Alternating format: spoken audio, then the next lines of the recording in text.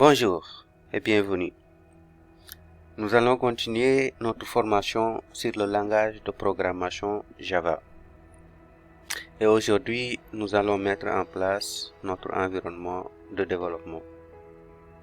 Comme vous le savez, c'est un prérequis qui nous permettra de pouvoir écrire nos programmes, les compiler, les débugger et les exécuter. Donc nous aurons besoin d'installer certains outils comme le JDK pour Java Development Kit, un éditeur de texte comme Sublime Text et des idées comme IntelliJ et Eclipse. Maintenant, ce que nous allons faire, c'est déjà de vérifier au niveau de notre environnement, de notre système, est-ce que on a déjà une version de Java qui est installée. Donc, vous voyez, quand on fait Java ou Java C, on nous dit que cette commande n'est pas reconnue. Donc, on va déjà télécharger le JDK. On va aller sur Google, on va mettre Oracle JDK. Donc ici, nous allons installer la version 17 du JDK. Donc ici, on va aller au niveau du site de Oracle. Donc là, on vient ici. Et ce qu'on peut remarquer, c'est qu'on a différentes plateformes. Donc on a Linux ici, on a macOS et on a Windows. Donc il y a un JDK pour chaque plateforme. Donc ce qu'il faut noter, c'est que le langage Java, c'est un langage qui est indépendant de la plateforme, mais cette indépendance ne concerne pas le JDK, la JRE et la JVM. Parce qu'il y a pour chacun de ces outils, il y a une version spécifique du JDK. Donc sans plus tarder, on va venir ici. Vu que nous sommes au niveau d'un système Windows, donc c'est vraiment cette version de Windows qui nous intéresse. Donc nous allons venir ici au niveau de ce lien là, on va cliquer et là on attend que le téléchargement soit ok. Donc faut noter aussi que il peut arriver que après avoir cliqué sur ce lien, on vous demande de vous authentifier en mettant votre login et votre mot de passe. Et vu que je me suis déjà authentifié, c'est la raison pour laquelle on ne m'a pas demandé ces infos là. Mais si on vous le demande, tout ce que vous avez à faire, c'est de les renseigner. Sinon, de créer votre compte et revenir par la suite ici pour lancer le téléchargement.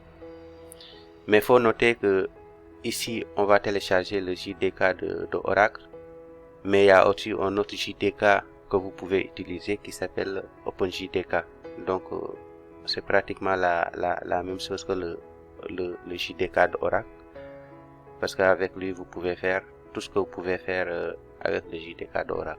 Donc, c'est à vous de voir.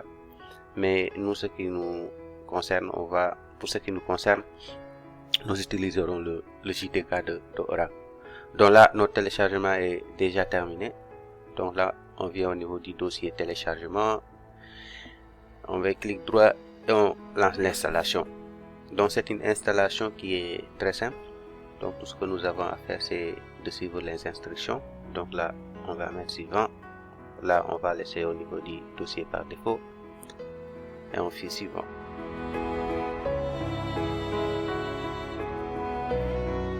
Donc là, notre installation est terminée. Donc on va mettre fermé.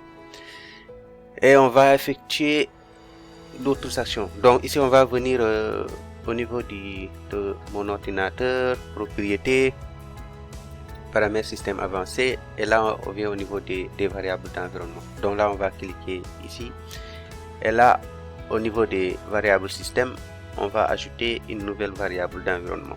Donc là on va cliquer sur une nouvelle et là je vais créer une nouvelle variable d'environnement qui va s'appeler Java Home. Et le Java Home, on va mettre comme valeur le dossier, le chemin d'installation de notre JDK. Donc si on vient dans Programme Files, il y a Java qui est là et on voit bien que notre JDK a été bien installé. Donc on va copier le chemin qui est ici. On fait copie, on va revenir ici, on met coller. Donc on a bien notre Java Home qui est là, on a la valeur qui lui est associée. Donc on va mettre OK et on va chercher une autre variable d'environnement qui s'appelle le path. Donc sur Windows, le path ça représente un ensemble de chemins, donc qui est composé de répertoires dans lesquels vont être recherchés les fichiers exécutables, par exemple extension .exe, notamment dans notre cas Java C, Java P et Java C. Donc tout à l'heure quand on a mis Java au niveau de notre invite de commande, il nous a dit que c'est pas reconnu. Donc il est venu rechercher au niveau des chemins qui sont spécifiés ici. Est-ce qu'il y a parmi ces répertoires-là un exécutable qui correspond à Java? Et comme il ne l'a pas vu, cause pour laquelle il nous a dit que cette commande n'est pas reconnue. Donc vu que nous allons développer sur Java, donc il va falloir que ces commandes-là soient disponibles pour qu'on puisse les utiliser. Donc là, ce qu'on va faire, c'est de venir ici dans Path, on va mettre éditer et ici on va mettre nouvelle. Donc ce qu'on va faire, c'est tout à l'heure on a créé une variable d'environnement qui s'appelle Java Home. Donc on va mettre pourcentage Java Home et anti-slash et on va mettre bin. Donc c'est dans le dossier bin où se trouve l'ensemble de nos exécutables Java. Et par exemple, cette valeur là sera remplacée par le chemin du JDK. Donc actuellement tout est bon. On va mettre OK. Là c'est bon. Et là c'est OK. Donc si on vient au niveau du dossier bin, donc on voit bien que nos exécutables sont là. On a Java pour lancer notre commande, Java par exemple, Java C pour compiler, et il y en a pas tellement. Il y a beaucoup de commandes qu'on peut utiliser. Donc là on peut revenir au niveau de notre invite de commande. CMD, là si on refait Java, on voit que Java a été bien installé. Si on fait Java C, là on voit qu'on pourra bien l'utiliser Java C.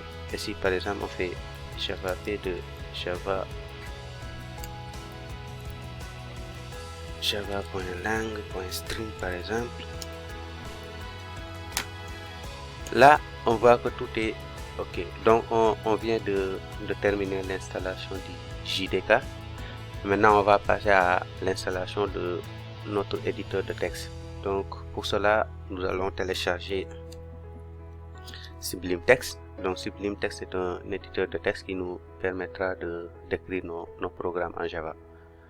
Donc là on va venir au niveau du site et on va cliquer sur télécharger. Donc vu qu'on est au niveau de l'environnement Windows, donc on va cliquer sur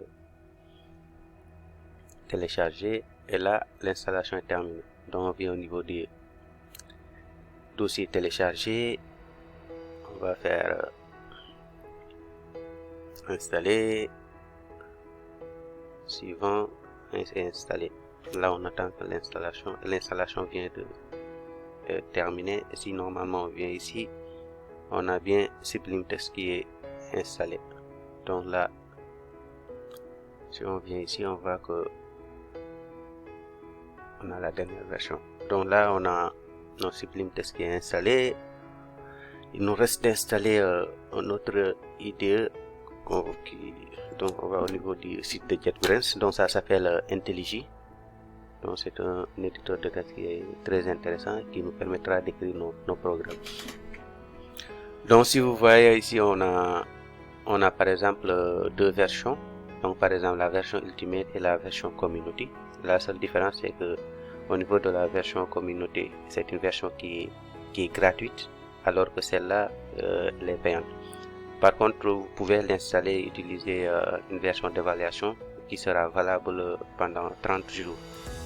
Maintenant, pour certains étudiants, vous pouvez demander pour qu'on vous fournisse une licence. Comme ça, vous aurez une licence gratuite. Maintenant, tout dépend de l'université dans laquelle vous vous trouvez.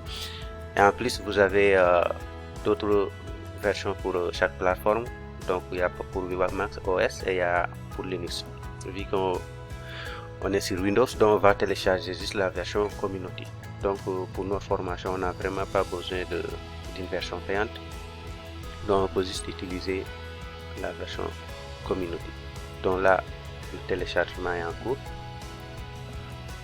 Attendons que le téléchargement soit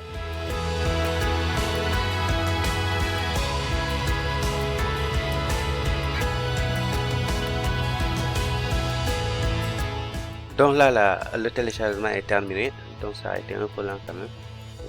Quand on vient au niveau du dossier téléchargement, on a notre IntelliJ qui est bien installé. Clic droit, exécuter en tant qu'administrateur. Et là aussi, on va suivre les instructions. Donc là, vu qu'on va travailler avec du Java, donc on n'a pas besoin de cocher les extensions Groovy et Kotlin. Donc on peut juste cocher Java et on fait suivant. Et là, on fait installer. Donc tout à l'heure, on a installé Sublime Text parce que pour un début, on va démarrer avec Sublime Text qui est un éditeur de texte. Donc ça nous permettra d'écrire nos programmes à la main sans autocomplétion, et donc cela veut dire qu'on va écrire tout par nous-mêmes. Donc ce que j'ai remarqué, c'est que certains de nos frères et sœurs là, quand ils commencent l'apprentissage d'un nouveau langage, ils utilisent directement un IDE. Donc un IDE, c'est un éditeur de texte qui est intelligent et qui nous permet d'y installer certains plugins pour étendre ses fonctionnalités. Donc il dispose certaines fonctionnalités qui nous permettent par exemple de cliquer sur des boutons pour que tout ce qui est traitement puisse se faire derrière. Donc certains de nos frères et sœurs, comme je l'ai dit, en utilisant dès le début un IDE, des fois tout ce qu'ils ont à faire, c'est de cliquer sur des boutons. Et par exemple, les actions qui se passent derrière, ils ne les connaissent pas. Donc c'est la raison pour laquelle pour un début, nous allons utiliser Sublime Text. Et on va écrire nos programmes Java et on va utiliser par la suite notre invite de commande pour pouvoir compiler et exécuter nos classes. Et par la suite, quand nous serons un peu OK avec la syntaxe, nous allons passer en utilisant un IDE pour aller beaucoup plus vite. Donc là, on vient de terminer l'installation de notre IntelliJ. On peut venir au niveau du menu démarrer et on voit que IntelliJ a été bien installé. Et là, par exemple, on peut créer un nouveau projet. Donc là, voici l'interface pour créer un nouveau projet. Donc pour l'instant, on va pas créer un projet. Donc là, on va quitter. On va installer un autre outil qui est Eclipse. Donc c'est un IDE comme IntelliJ que vous pouvez utiliser aussi pour écrire vos programmes. Donc là, on va télécharger la dernière version. On va mettre download et là le téléchargement est en cours.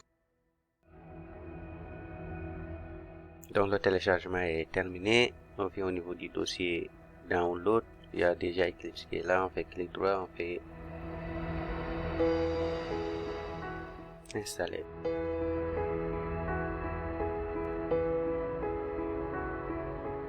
Donc là on va, par exemple, il y a plusieurs versions, mais bon, on va prendre celle-là qui nous permettra de pouvoir travailler avec les deux plateformes, Java SE et Java EE. Donc en parlant de Java EE, entre parenthèses, il y a depuis après sa version, après la sortie de la version Java EE 7, Oracle a confié la suite du développement de Java à la fondation Eclipse. Donc du coup, le projet a été renommé Jakarta EE. Donc si vous voyez le Jakarta EE, sachez que c'est la nouvelle appellation de Java EE. Donc c'est la fondation Eclipse qui se charge de l'évolution de cette nouvelle plateforme. Donc là, l'installation est en cours. Donc attendons que l'installation soit terminée.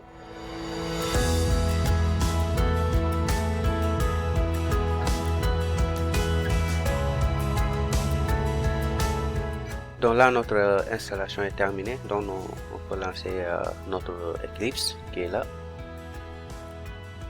Donc là, on nous demande de spécifier un workspace. Donc le workspace, ça sera un répertoire dans lequel seront sauvegardés l'ensemble des projets qu'on aura à créer avec Eclipse. Donc on peut utiliser un workspace par défaut. Et ce répertoire là, vous pouvez laisser le dossier par défaut, ou bien vous pouvez mettre un dossier que vous voulez. Donc là, on va juste garder Workspace et là, on va cliquer sur lancer.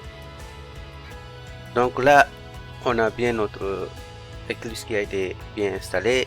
Et là, par exemple, on peut venir ici et par exemple, on peut venir dans projet, par exemple, créer un nouveau projet. Et là, on a Java projet. Donc, on est bon pour pouvoir écrire nos programmes. Mais comme je vous ai dit, on va démarrer avec Sublime Text. Et par la suite, on va utiliser l'un des deux IDE. Donc, pour récapituler, on a commencé par installer notre JDK. Donc, là, on voit que on a bien installé Java, et quand je fais Java -version, là, on voit qu'on a bien la version 17 qui est bien là. Ensuite, on a installé notre éditeur de texte Sublime Text, qui nous permettra de commencer à écrire nos programmes Java. Et ensuite, on a installé IntelliJ. Et finalement, on a installé un autre IDE qui s'appelle Eclipse. Donc, c'est tout ce qu'on avait à faire pour pouvoir démarrer notre... Donc là, on a terminé la mise en place de notre environnement de développement Java sur la plateforme Windows. Et la prochaine vidéo, nous allons faire la même chose avec la plateforme Ubuntu. Merci de votre attention et à la prochaine. Merci.